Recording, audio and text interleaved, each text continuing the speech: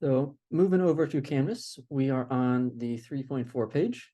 And the first thing we're going to do is load the tutorial for this section. And we also need to download the starter file and download the zip folder for the data if you are working through this locally in the starter file.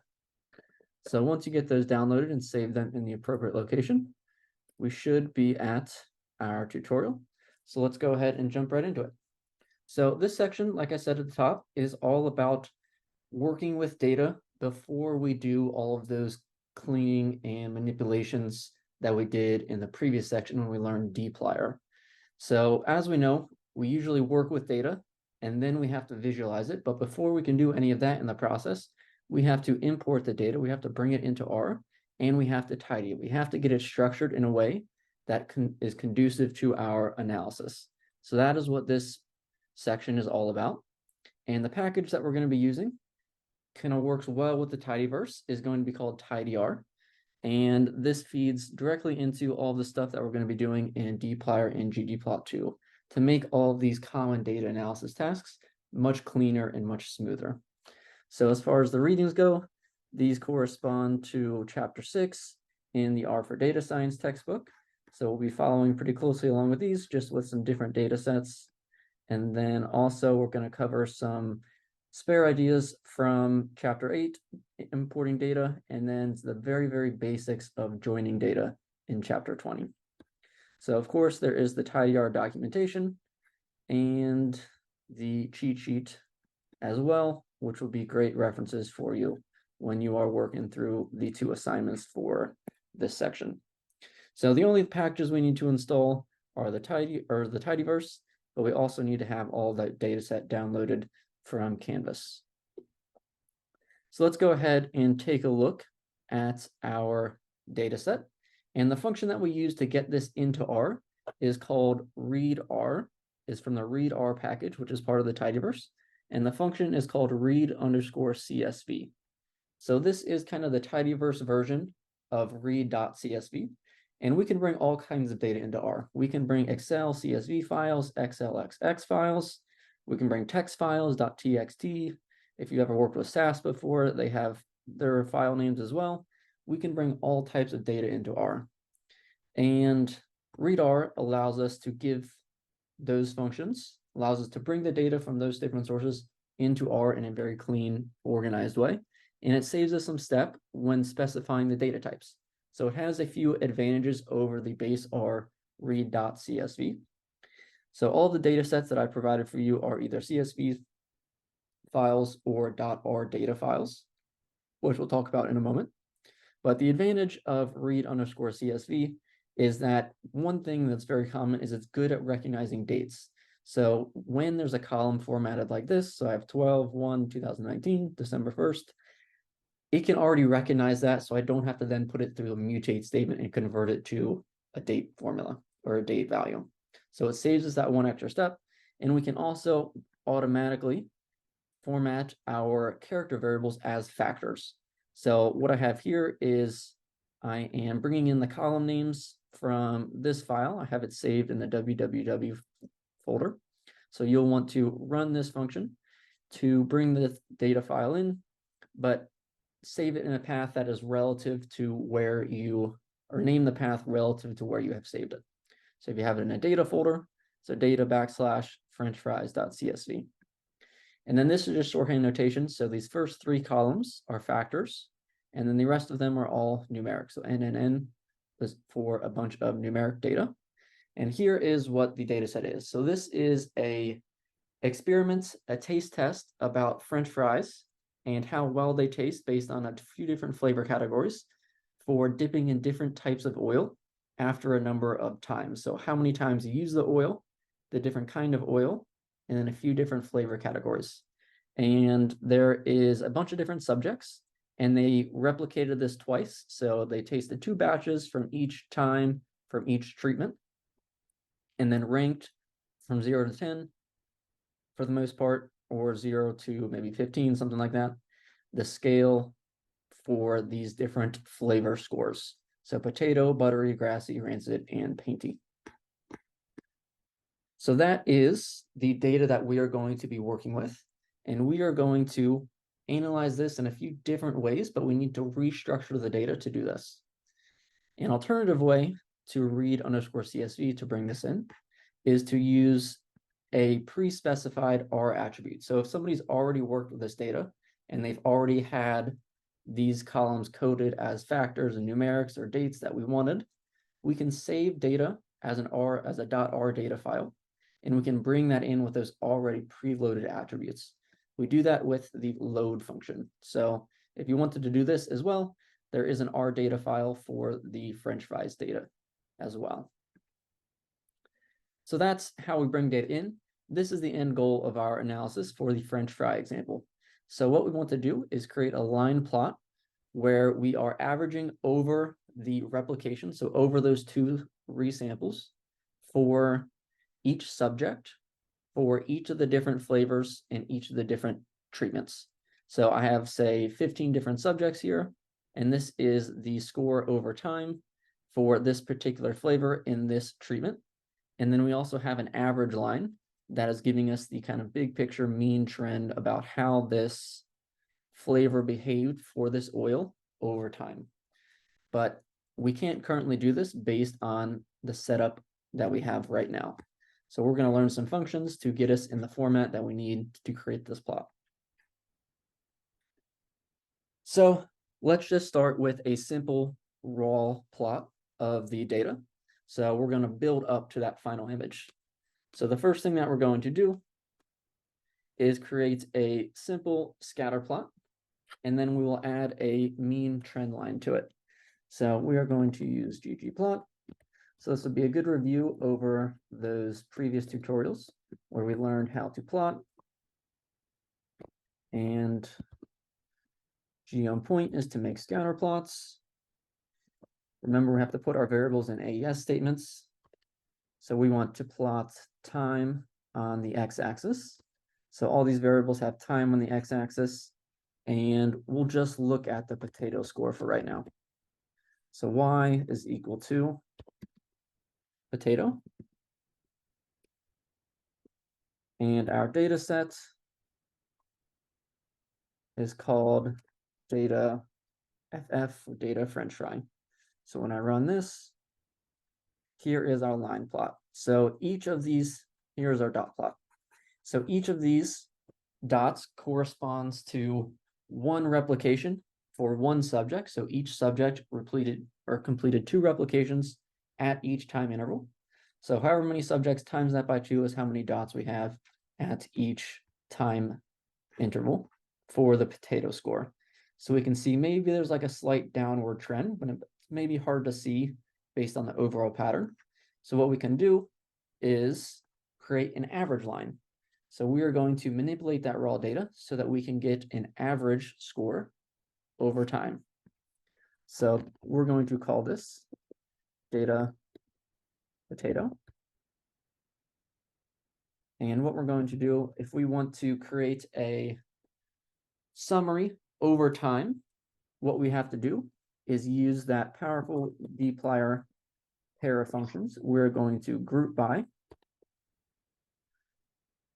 time. I want to get the center at each time interval. So my groups are the times. And in order to summarize our data, we of course need to use the summarize function. And we'll call our new result average potato. And we're going to take the mean of the potato score. There are some missing values. So maybe some subjects didn't do all of the replications. So we need to set na.remove equal to true so that our mean function works properly. So when I run this, we can preview the data.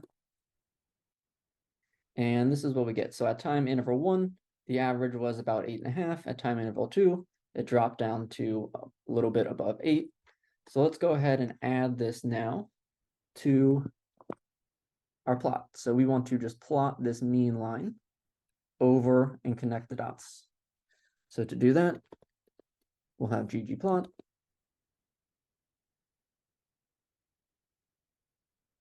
And we're going to be working with 2 different data sets now. So I'm not going to specify the data in the ggplot original one. I'm going to specify locally in each of the different geoms. So my points are still using this previous code. So we want to overlay the same scatter plot, if you will, but add now a line plot. So I'm going to add a new layer, add a new geom. And this time, the AES, we're going to have X equals time still. Going to have Y equal to our average potato score that we calculated. The data is now equal to the data potato. So I'm using two different data sets now, so I specify them both locally. So let's go ahead and see what this looks like when I run this first. So let me try to see my error. So I have an extra parentheses in there. All right, so I'll run this. And notice I don't get anything, right? That's because with this geom line, it even gives me the warning here. When each group consists of just one observations, because we were just plotting this data potato. So the times, it's thinking of that as just one observation per group. We have to tell it to connect the dots over time. To do that, all we have to do is specify the group aesthetic. And to tell them to connect all the dots, because there's only one observation for each group, we just say group equals 1. Now, when I plot this, we get that mean line. But data visualization principles, if we want to bring out that trend, focus on the trend, we can add some other attributes to it to make the trend line stand out a bit more. So what we can do is we'll change the color. We'll make it blue, and we can make it a bit larger. We'll do size equals 2.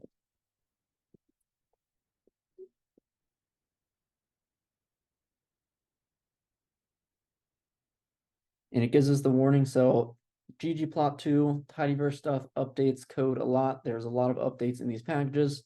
So it looks like it wants us to use line width rather than size. So best practice is to try to keep up with these current warnings so that we're not using these deprecated features that are eventually going to be not supported. So when I run that now, I won't give me that warning, and that is going to be our mean line. So typically, line plots, we usually use in time series plots, but we can also use them even if I'm not working for values across time. So the next thing that we want to do now, kind of building up still to this, is we want to get a line per each subject. So that means we have to group by subject. So we're going to make a new data set. We're going to call it data subject.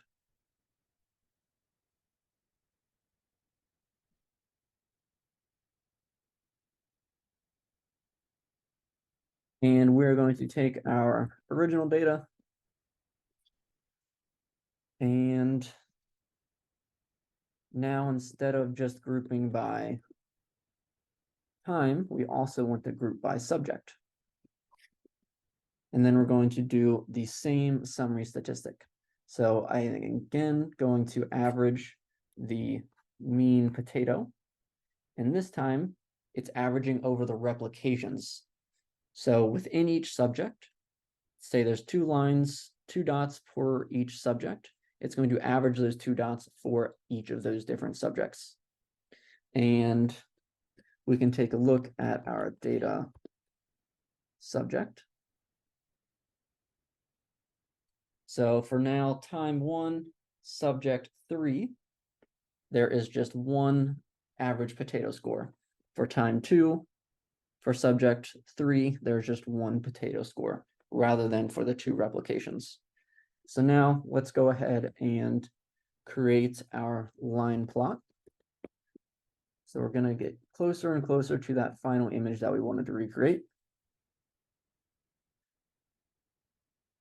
So x still equals time.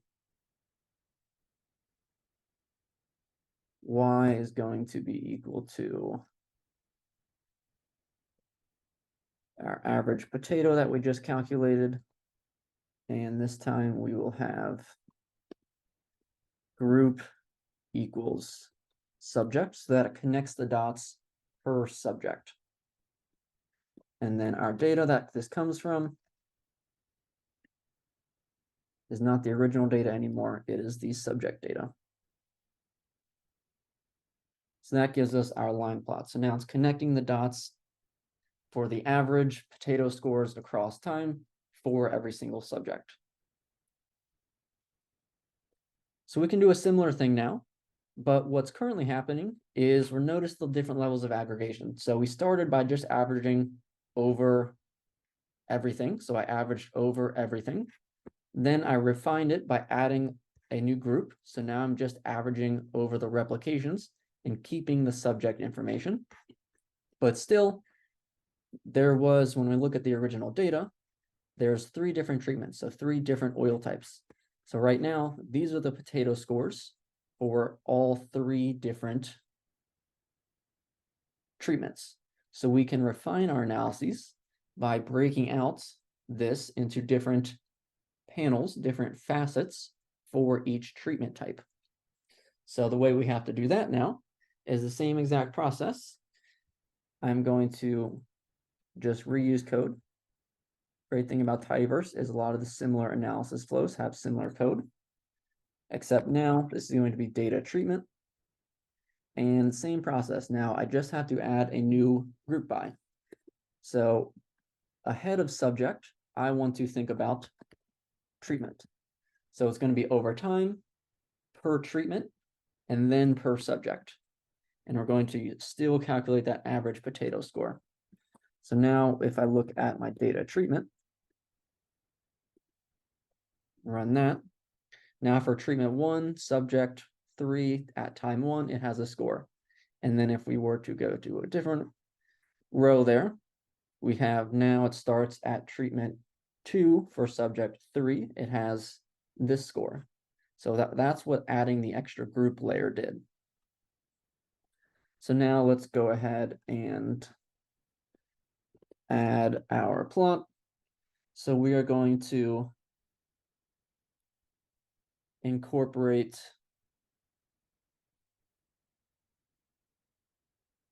the line plot and the data treatment.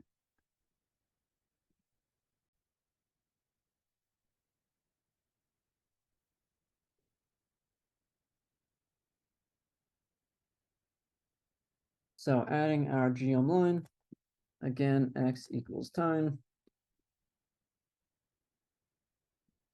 y equals average potato. And this time we're going to have group equals subject still. So we're just recreating this plot, except the data set that we're working with now is also broken up by treatment. So we're going to have our data treatment. And what we can do to incorporate those treatments is use a facets underscore grid. And if I want them to be in a row, I will have treatment across the columns. And this breaks up the 3 panels now. So all of the subject lines for treatment 1, treatment 2, and then treatment 3. So we're getting closer to that final line where we had this final image. So we have kind of 1 column now for just potato. But let's go ahead and add in this mean line. So the first time that we added in a mean line, we manually calculated the mean ourselves. There is, when we're plotting, an easier way to do this, and that is by adding what's called a smooth line via geom smooth. I think we've seen this before. This is going to add a smooth curve that is going to give us the approximate mean for all of these lines. So what this one needs is going to be a yes, x is still going to be time, y is going to be now just potato, and we'll talk about this. We're going to have group equals 1, and we're going to actually give this the original data. Data equals data French fry, because I want to calculate the mean across all replications, across all subjects, and we're just working with the raw potato scores. When I do this, it gives me the smooth curve with a confidence band is the shaded region. So I wanted this mean to be calculated from all of the data points, not the already summed up data from the treatment. So that's why I gave it the original data French fry. So we're getting closer. And again, by aggregating more and more, or by aggregating at different levels, we are revealing more information about our data from totally different perspectives. So now I have this broken out by subject and with 3 different treatments, whereas before we were kind of collapsing over and disregarding the different treatment effects. So we couldn't really parse that out in this plot. Now we can. But one final thing that we have to do, if I want to get this for all of the different flavor types now, is we actually need a total restructuring of the data. So right now we just have a plot for potato. We need the data to be in a totally different, it's actually going to be a transposed format, in order to get the plot to have the grid where we have our treatments along the top and the flavor scores along the sides there. And what we're actually doing is reshaping the data. So currently the data set is in what's called wide format. And here's an example. So wide format, this is 1 row. So for time 1, treatment 1, subject 3, and replication 1, so the first row of the data, there was this score. So 2.9 for buttery, or 2.9 for potato, 0 for buttery, 0 for grassy, and so on. This is wide data because the columns are spread across wide. However, all of these columns are related, right? They're all different flavor scores. So it makes sense to kind of reshape, think about literally transposing this. So in Excel, I have here, I could copy, paste special, transpose, right? That's exactly what I did to recreate this. And then we repeat the categorical, we repeat the indicator information. That is what's called long data. When we have one column for the indicator of what type of numerical value the next column is. So this score is the score for potato. This score is the score for buttery. This is long data, and this is typically how we want our data to be structured when we are working with ggplot. Because when we are faceting, when we are coloring by species in the iris data, right, we need our data set to be long in order to make those plots. Wide data is really good for reporting, right? We don't have to have as much repeated information, right? This 18 cells, same information was represented by 36 cells in long data form. So wide data better for reporting and summarizing, but long data is better for plotting. So how can we do that in R?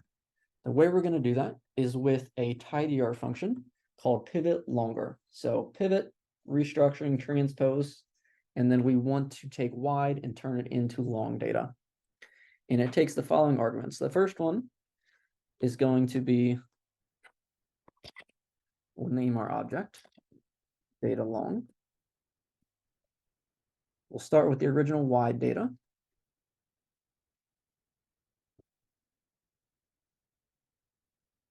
Function pivot longer. The calls is going to be the columns to be reshaped. So we want to reshape those flavor scores. So potato all the way to painty. I know they're organized in a block, so I can use the colon operator. Then we have the names to. This is in my Excel sheet here. The column names go into the names to. So I'm going to put these in a flavor column. So we'll call this flavor type. And then the values to was that blue column. We'll call this flavor score. So I could just do flavor and score, but we'll call it flavor type and flavor score. And then we can take a look at the result.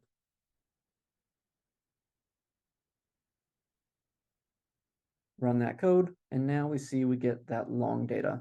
So I have repeated information for subject 3.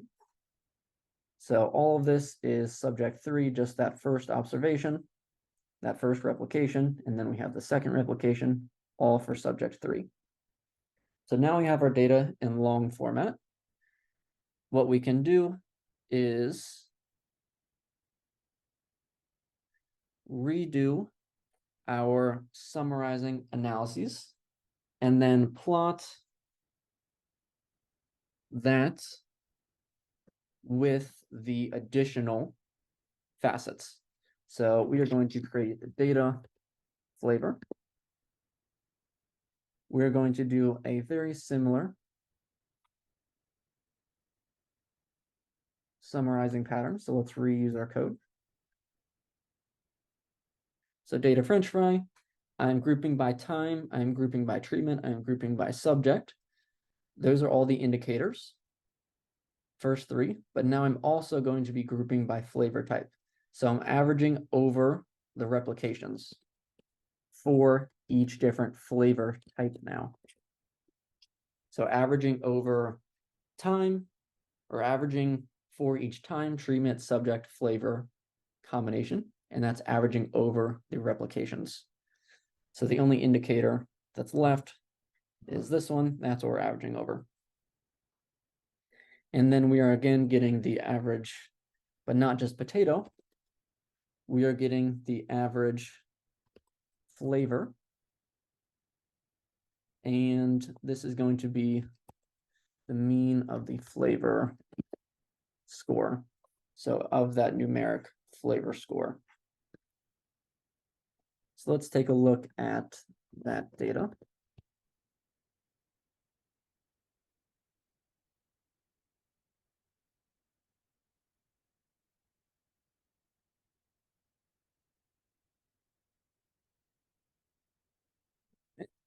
Let's see what's going on. So working with lots of data sets, make sure to keep your data set straight. We need our data long that we just created. So data long. So now we have, for a similar shaped data set now, we have indicators for the time, treatment, and subject, flavor type now, and then average for those replications. So for buttery, the score for the first one, replication was 0. The score for the second one was 0, so we had an average of 0. So we know we did that right. So next up is to create that final plot. So we are going to have a few different elements that are all going to be based on the same data set now. So ggplot, and I slightly misspoke there, we are going to use the same strategy. We want to have our smooth line constructed from the original, our new long data, whereas the lines will be from that aggregated data. So let's go ahead and create this final plot. So we have our ggplot.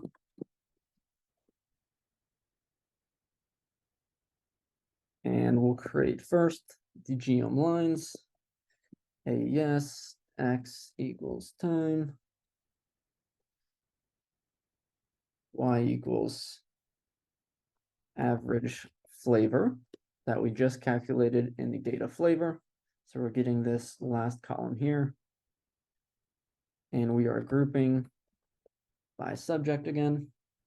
And our data that we're working with is the data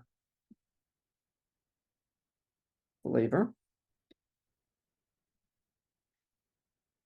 And this is going to be broken out now in our facet underscore grid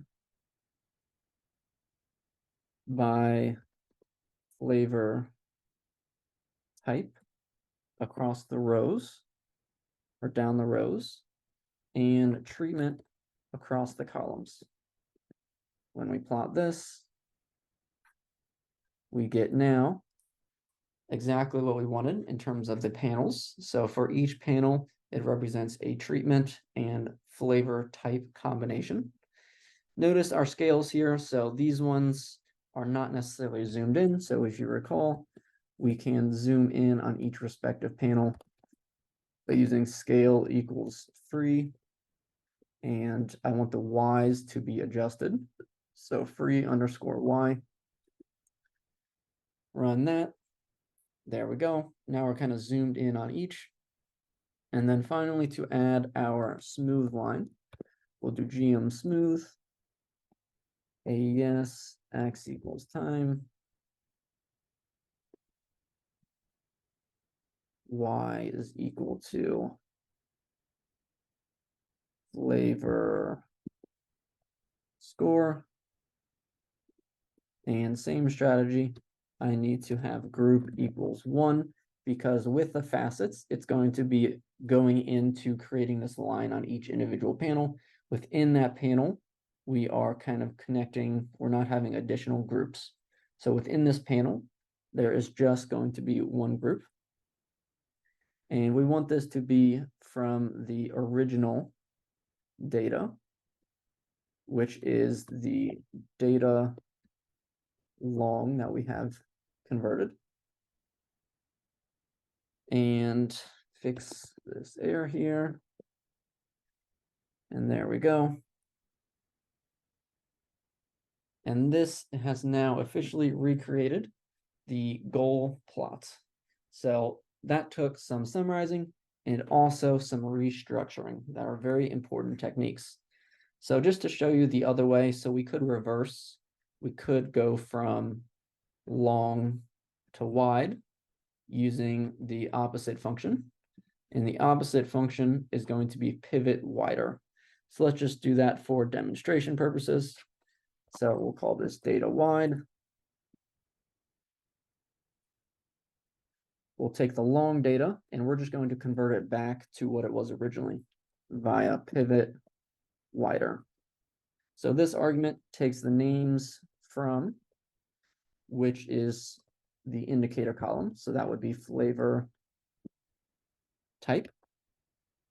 And then the names, and then the values from, excuse me, that is the flavor score.